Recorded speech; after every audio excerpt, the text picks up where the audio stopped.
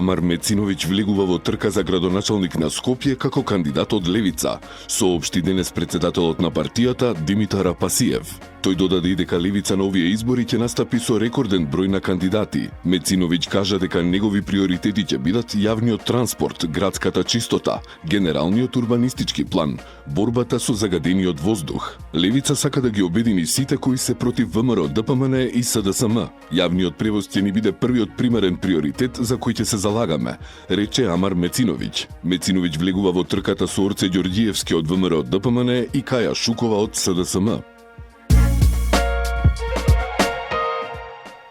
За 20 дена ќе биде готова новата градинка во населеното место Подстаница во населбата Драчево, најави градоначалникот на Киселавода Орце Ѓорѓиевски, откако заедно со премиерот Христијан Мицкоски изврши увид на активностите на терен. Во објектот со 3 занимални со вкупна површина од 300 метри квадратни ќе бидат згрижени 75 дечиња. Градоначалникот Ѓорѓиевски потенцираше дека во Киселавода листите на чекање се сведени на нула и оти ова е една од ретките општини што се отворени за згрижување на дечиња од други општини.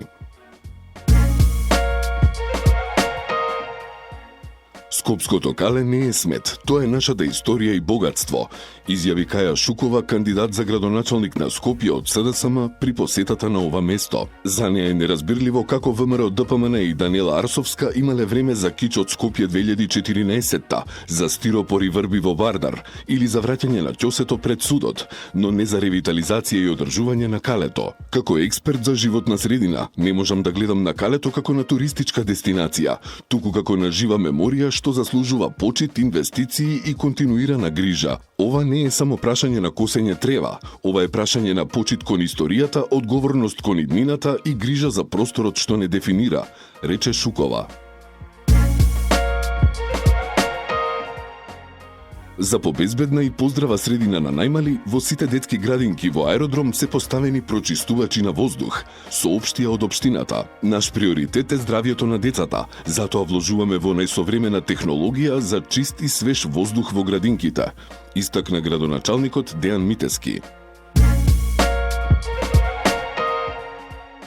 За прв пат по 60 години, Газибаба инвестира во улицата Гемиџиска, објавија од општината. Градоначалникот Бобан Стевковски објасни дека започнале градежни активности за асфалтирање на крак од оваа улица, со што ќе се подобри инфраструктурата на овој дел од Газибаба.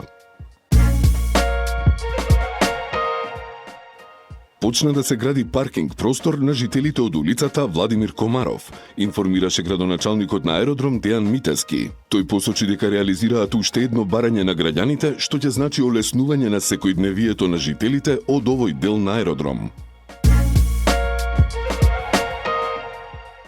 Секоја општина да има лице со попреченост како советник, побара од кандидатите за градоначалници од Сдруженијето СОС Вита. Председателот Ертан Шакири побара поправедна и поинклузивна застапеност на лицата со попреченост во општинските органи. Тој додаде и дека во Македонија има 2000 лица со попреченост.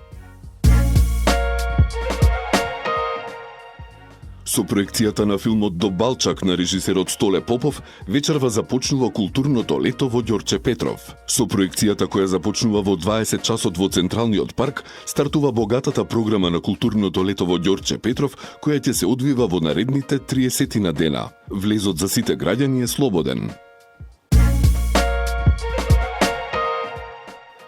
10 академски уметници деновиве ги изработуваа своите ликовни творби во дворот на црквата Свети Пантелеймон во Долно Нерези, во рамки на 3-дневната ликовна колонија Нерешки мајстори. Инспирацијата за сопствената експресија академските сликари ја најдоа во спонтаната атмосфера која ја создала природата и мистичното обкружување на прекрасниот верски објект. Колонијата се организира со поддршка од општина Карпош.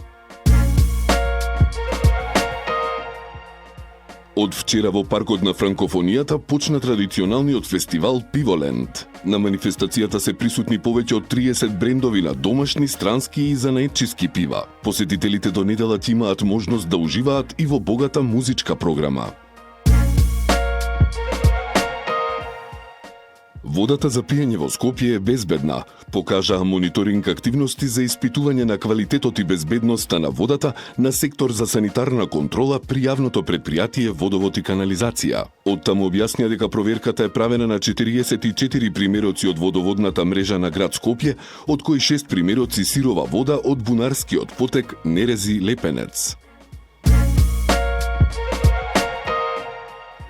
Дождот што заврна синоќа помогна да се изгаси пожарот во Јасен, соопштија денеска од дирекцијата за заштита и спасување. Но и покрај големата количина на заврнат дожд, на некои места од пожарната линија се уште може да се забележи чадење, поради што покревањето на маглата и чадот ќе продолжиме со пешадиско дејствување врз жешките точки што покажуваат знаци на горење, се наведува во соопштението.